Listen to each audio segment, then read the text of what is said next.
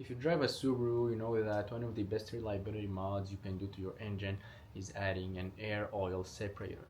Because these engines, especially the EJs, are well known for their oil consumption. The two main reasons that can lead to oil starvation are: number one, your oil pickup is cracked; number two, you don't have enough oil in your oil pan. And STIs are known to burn about a quart of oil every 1500 kilometers from factory because of the engine design. So if your piston rings are healthy, adding an AOS will prevent that from happening. Because the factory PCV system allow oil to go in your intake. And I'm dealing with this issue. That's why I'm installing an AOS system today and hoping that this issue will get resolved.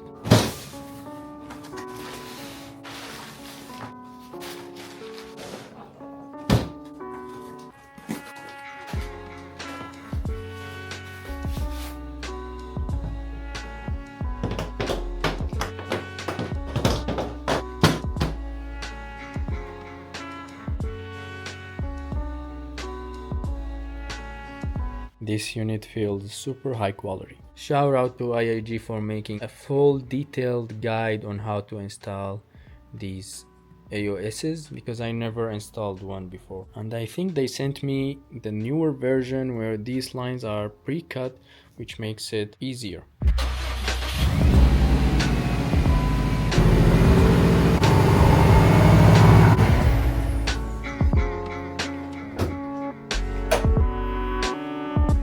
First step is disconnecting the negative terminal of the battery. Next is disconnecting these two PCV hoses and this one over there, and removing the top mount intercooler.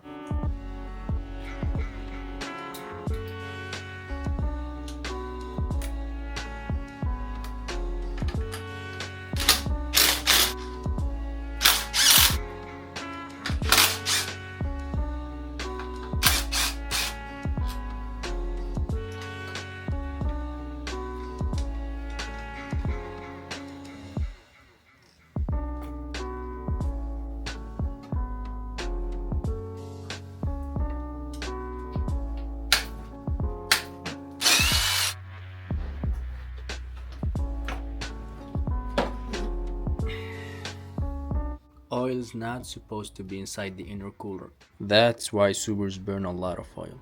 Next is removing both valve cover breather hoses. This one goes down to the passenger side valve cover, and this one's for the driver's side.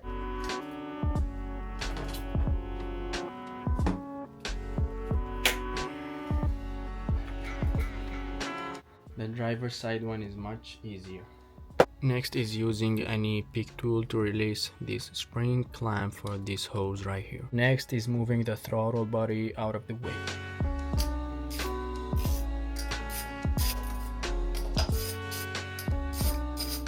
It's only 14 millivolts.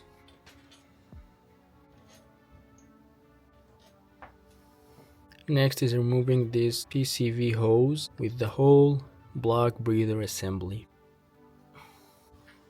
This is all the OEM junk that you need to get out. Next step is installing the kit. I also picked up a Cobb turbo blanket. This is the perfect opportunity to install it.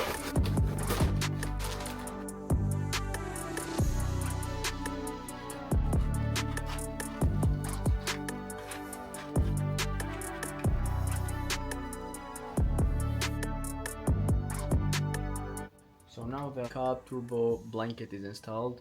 The next thing is putting this block breather on the block.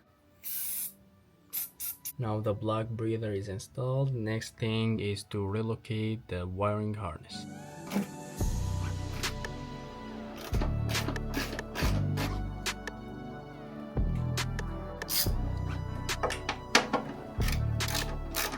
Alright, so the wiring harness is relocated, the AOS is installed. Next I'll have to remove this coolant line and pinch off the lower line that goes to the turbo to not lose any coolant.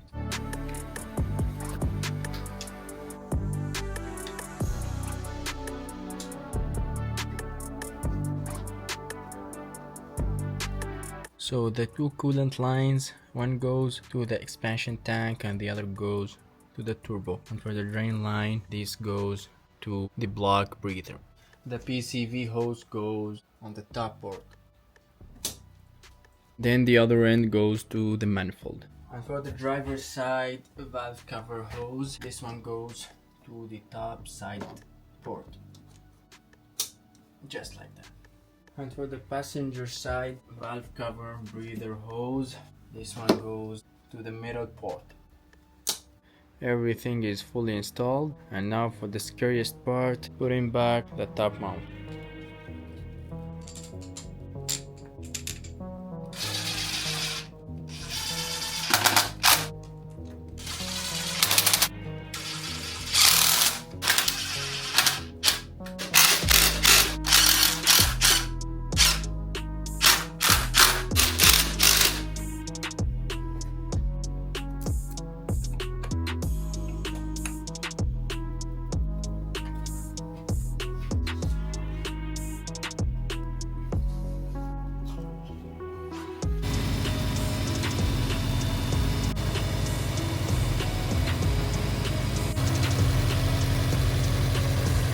So everything checks fine without any leak. I let it run until the fans kicked on and everything was okay. It was 2 p.m. when I started this. It is now 11 p.m. This is the most time I've spent working on a car. It's better be worth it.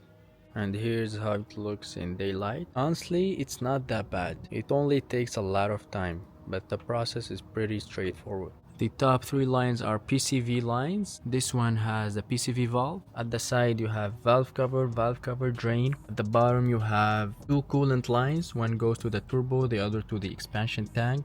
And you have another drain line. If you want to do it yourself, make sure to free enough time for it. And make sure to have the right tools, especially the long nose pliers. So yeah, this is it for today's one. Thank you so much for watching and see you in the next one.